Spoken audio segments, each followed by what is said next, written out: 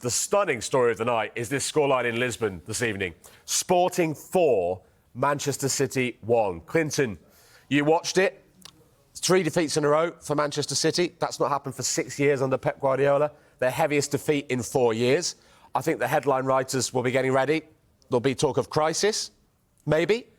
Is it too early for that? Nah, there's no crisis. I don't think the crisis. I think the Carabao Cup game against Tottenham, he had left Haaland on the bench, and when he came out after, he said his team played well. I think the Bournemouth performance, yeah, you are worried that they're a bit open, but I wouldn't say there's a crisis at Man City.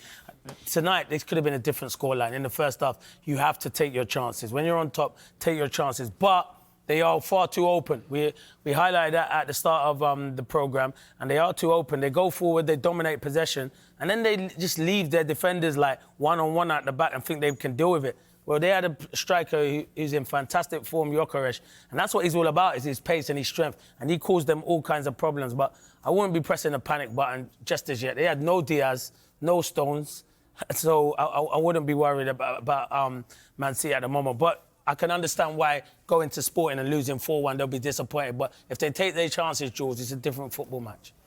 I wonder what the Manchester United fans make of what they've seen tonight in Ruben Amorim. But they just can't wait for him to arrive next week now. Yeah, they can't. But do they have a Gyökeres who can score? Because he was the difference between the two teams. They do have Rasmus Højlund, who's a very good striker.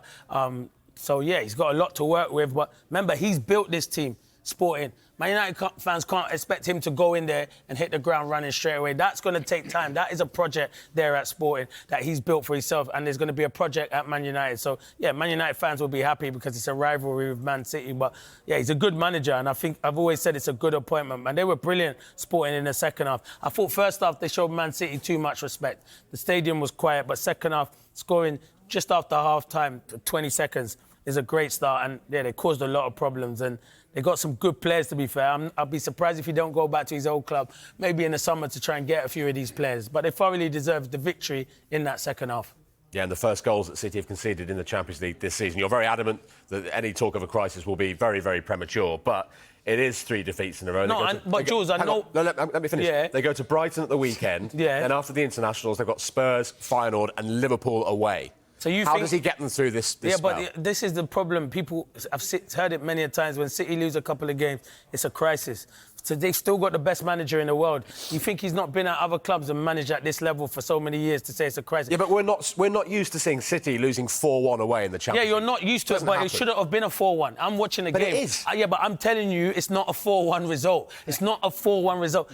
Defensively, yeah, they've not been good enough, but going forward, they've missed chances. If Haaland scores, it's 3-2. It's a different game. The penalty, it gives them momentum. The good thing about it is they've got De Bruyne, who's come off the bench tonight. Yeah, it is worrying times that they're open. We saw it against Bournemouth, that there are a lot of chances. But I know the headline makers will be saying it, but speak to me at the end of the season, and I still say City will win a lot of trophies this season. But it is a bit of a worrying time, the way they're conceding so much. 18 seconds after the restart, they conceded. Yeah, it's nowhere near good enough. Defensively, nowhere near good enough. But we said it at the start. When you take a player out like Rodri out of Man City's team, they're going to struggle.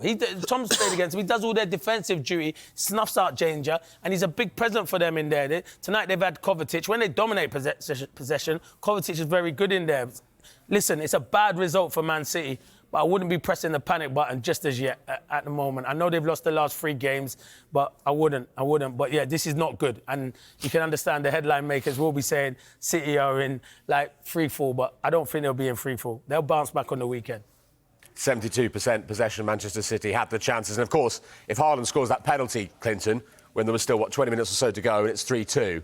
Yeah, that's what I mean. It's a different game. Listen, I totally get what you're saying when you're saying about you go away from home and you concede 4 goals. It is poor. But they do have a youngster that was playing at the back with Akanji today, who did really well in that position as well. But, yeah, it's just they leave them too open. This reminds me of when I used to see Liverpool, when Trent and Robertson went there. But the difference is they had Van Dijk and they had Konate there, or whoever it was, Gomez, and they could deal with the 2-on-2 situation. I think it's different here with Man City when you don't have the likes of Diaz and Stones. It is a struggle, so...